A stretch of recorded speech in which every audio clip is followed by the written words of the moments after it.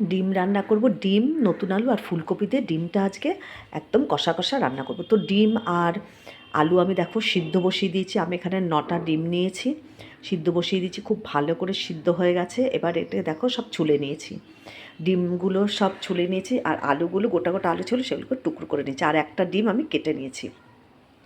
আর এই যে কপি কেটে রেখেছি। এবার ডিম আর আলু নুন আর হলুদ মিশিয়ে রাখবো, ভালো করে একটু মাখিয়ে নেব নুন আর হলুদ। মাখানো হয়ে গেলে পরে ডিম আর আলু সব কিছু ভেজে নেব। ডিম আলু ভাজার পরে তারপরে কপিটাও ভেজে নেব। তো যাই হোক, নুন আর হলুদটা মাখিয়ে নিচ্ছি।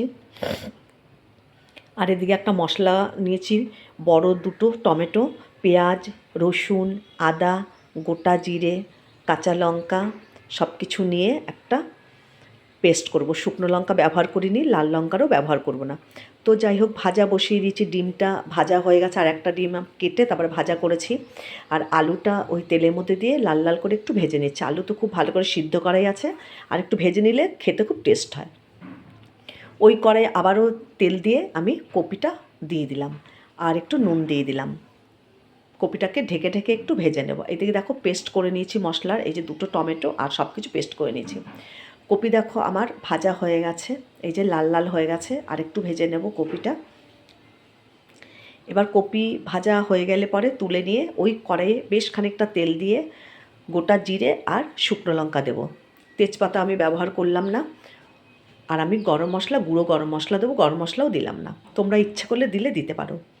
কারা কারা ফুলকপি আর নতুন আলু দিয়ে ডিম খেতে ভালোবাসো অবশ্যই জানাবে, লাইক করবে, কমেন্ট করবে, শেয়ার করবে।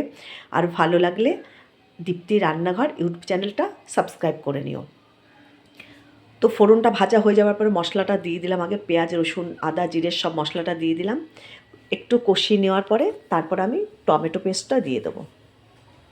টমেটো পেস্টটা দিয়ে এবার খুব ভালো করে নাড়াচাড়া করব, তারপরে পরিমাণ মতো নুন আর হলুদ দেবো। আমি কিন্তু একদম সিম্পলভাবে রান্না করছি, কোনো বেশি মশলা বা লাল লঙ্কার গুঁড়ো, শুকনো লঙ্কা কিচ্ছু আমি ব্যবহার করব না। পরিমাণ মতো নুন আর হলুদ দিয়ে কষাতে থাকবো। খুব ভালো করে কষা হয়ে গেলে পরে তারপর আমি অল্প করে জল দেব।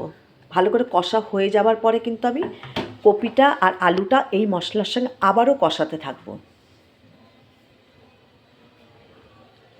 খুব ভালো করে এই যে কষিয়ে নিচ্ছি, আবার একটু জল দিয়ে মশলাটাকে আমি নরম করে নিয়েছি, একদম কষা কিন্তু হয়ে গেছে।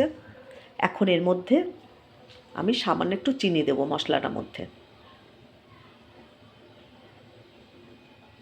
একটু চিনি দিয়ে এই যে অল্প করে চিনি দিলাম, আবারও কষাতে থাকবো। আবারও কষানোর পরে দেখো আলুটা দিয়ে দিয়েছি, সামান্য একটু জল দিয়ে আলুটা মশলাটার সঙ্গে মাখিয়ে নিচ্ছি। আবারও একটু জল দিয়ে আবার একটু মাখিয়ে তারপরে কপিগুলো আমি এর মধ্যে সব দিয়ে দেবো। এখন আমি দেখো একটু জল দিয়ে আবারও নাড়াচাড়া করে নরম করে নিয়েছি। এবার কপি ভাজাগুলো এর মধ্যে দিয়ে দিলাম। এবারও মশলার সঙ্গে ভালো করে এবার কষিয়ে নেব। ভালো করে কষানো হয়ে গেলে পরে অল্প করে জল দিয়ে ফুটিয়ে নেব। তারপরে ডিমগুলো সব আমি এর মধ্যে ছেড়ে দেবো। আমি কিন্তু খুব বেশি ঝোল করব না, একদম কষা কষাভাবে করব। তো এই দেখো এইটুকু জল দিয়েছি, সব কিছু সিদ্ধ হবে, ফুটে উঠেছে। এবার আমি সব ডিমগুলো দিয়ে দিচ্ছি, আর একটা ডিম কেটে দিয়েছি।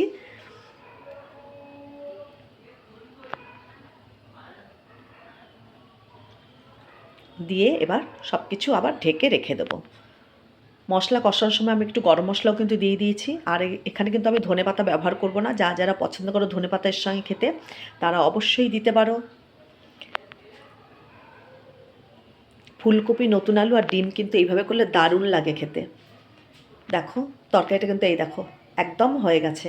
আমি কিন্তু ঝোল রাখিনি, একদম কষা কষা। এবার নাড়াচাড়া করলেই একদম কষা কষা হয়ে যাবে। এই দেখো নামিয়ে নিলাম, ডিম আলু কপি একদম রেডি।